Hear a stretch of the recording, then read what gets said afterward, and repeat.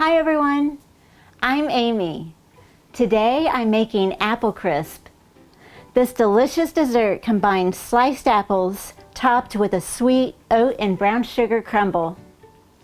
So let's get started. Preheat your oven to 350 degrees. Peel, core, and slice enough apples to make 5 cups. This should take about 4 to 5 apples depending on their size. And then place them into a bowl. In another bowl, add a half a cup of granulated sugar,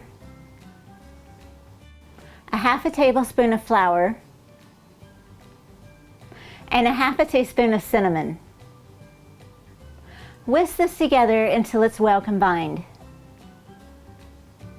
Now pour this over your apples and stir together until your apples are evenly coated. Then pour the mixture into an 8x8 baking pan and set aside. In another bowl, add 1 cup of quick cooking oats, 1 cup of flour, 1 cup of brown sugar, 1/4 teaspoon of baking powder, 1/4 teaspoon of baking soda, a half teaspoon of cinnamon, a half a cup of melted butter, and 1 teaspoon of vanilla. Mix this together until it's well combined. Now crumble this evenly over the apple mixture.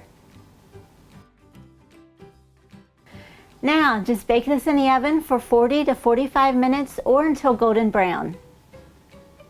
And here it is, apple crisp. And this is great topped with ice cream, caramel sauce, or even whipped cream. For this recipe and many more, check out my website at amylynnskitchen.com. You can also find me on Instagram, Twitter, and Facebook. Pour this over your apples and then stir it to make sure. And here it is, apple crisp. I couldn't say it before, now I really can't say it. And here it is, apple crisp. Was that any better? It was worse.